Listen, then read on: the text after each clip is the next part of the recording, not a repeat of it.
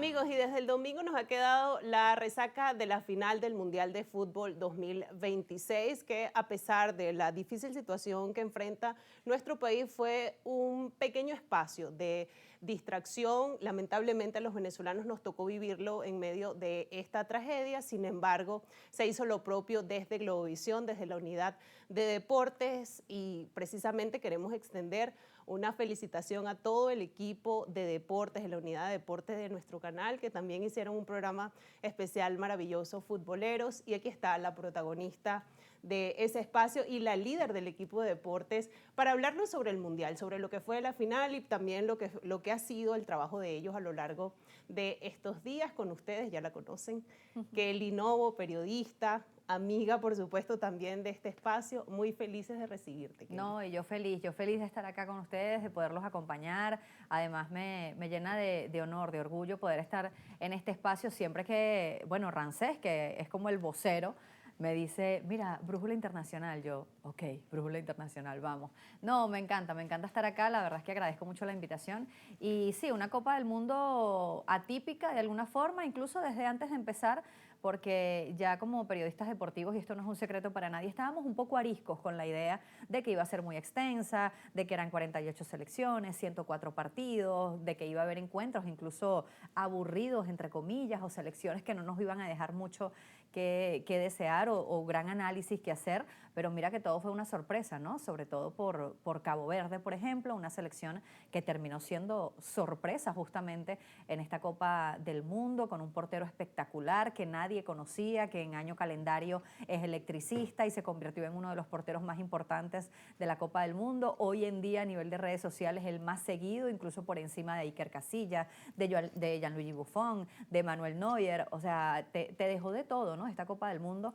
Creo que sí, la vivimos, como bien lo dices, Nastacha, en el marco de una tragedia que, bueno, enlutó a nuestro país, ese doble terremoto el pasado 24 de junio, pero nosotros continuamos haciendo el trabajo. Paramos por un lapso de tiempo futboleros porque teníamos que abocarnos a otras funciones, a otras cosas, por encima de ser periodistas deportivos, somos periodistas, somos comunicadores sociales y el deber nos llamaba, ¿no? a tratar de darle cobertura a todo lo que sucedió en nuestro país, muy especialmente en el estado de La Guaira y acá en la capital venezolana, pero volvimos el 13 de julio ya para la recta final de esta Copa del Mundo y la verdad lo vivimos igual con calma, con sobriedad, pero tratando de ser ese bálsamo para quienes continuaban a través de la televisión intentando estar tranquilos en medio de tanto caos. Sí, eso que mencionas es muy importante porque probablemente para los venezolanos este sea uno de los mundiales que más recordemos, no por las mejores razones, pero lo vivimos en medio de esta fiesta mundialista, esta tragedia que, bueno, nos ha tocado enfrentar y que seguimos enfrentando, pero el fútbol se convierte en un catalizador de muchas cosas y al final termina siendo precisamente ese espacio donde te puedes abstraer un poco de la realidad.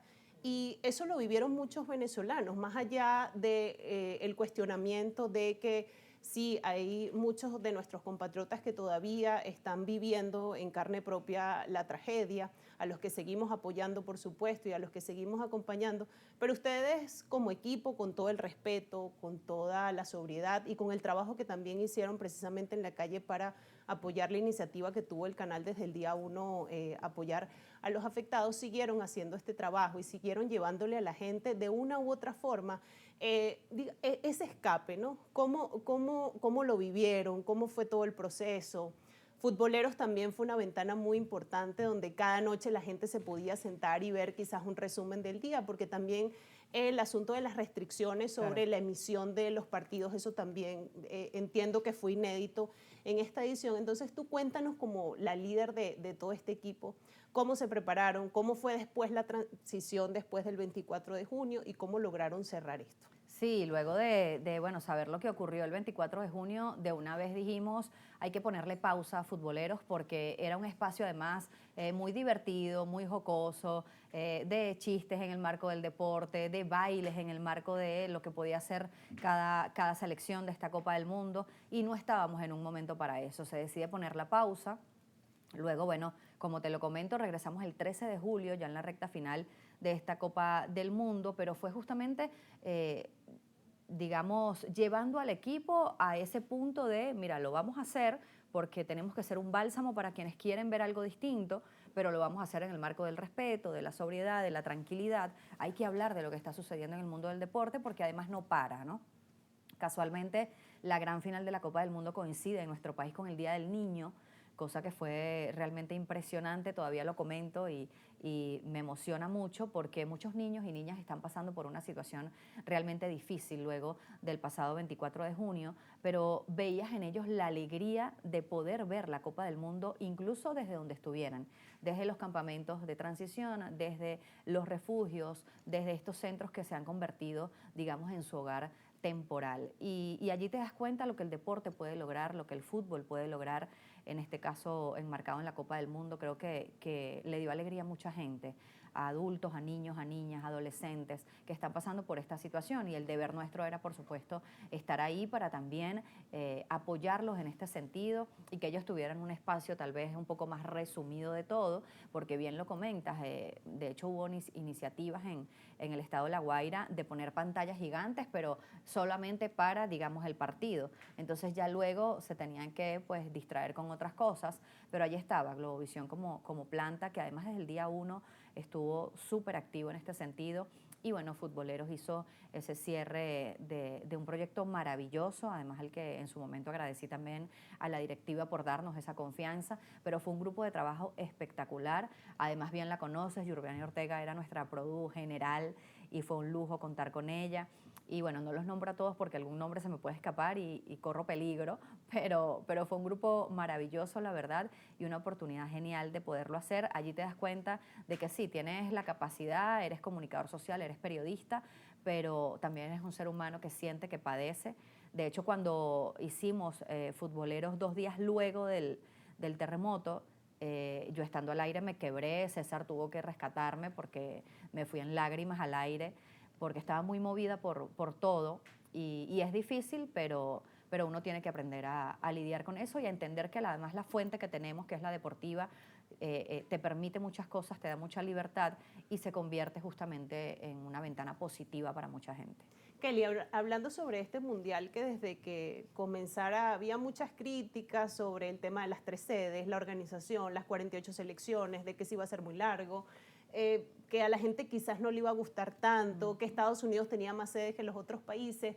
¿Qué funcionó y qué no funcionó en este mundial? Incorporando además la final, que también había críticas sobre que ese show de medio tiempo parecía más al Super Bowl que el fútbol, Sí. le estaban quitando la esencia al fútbol. Los más puristas apuntan en esa línea, ¿no? Sí, yo creo que fue un mundial al final muy económico, muy político, también me atrevo a decirlo. Hubo mucha injerencia, sobre todo de Donald Trump como presidente de Estados Unidos, de la mano además de Gianni Infantino, el presidente de la FIFA.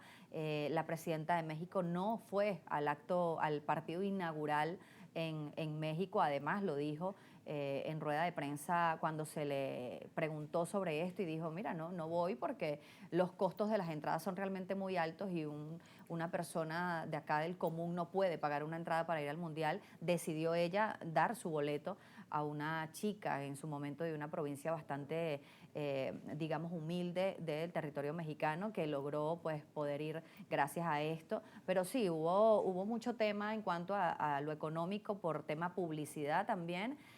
Lo que se vivió en cada encuentro, que se convirtió para uno como periodista deportivo, esto decíamos, bueno, esto es un partido de baloncesto, esto es un juego de baloncesto, que son 4 tiempos con los 2 cooling break que hay en el interín de cada tiempo reglamentario, a los 22 minutos, luego a los 76. Eso también formó parte de esta Copa del Mundo y creo que hay muchas cosas que evaluar de cara a la próxima edición en 2030.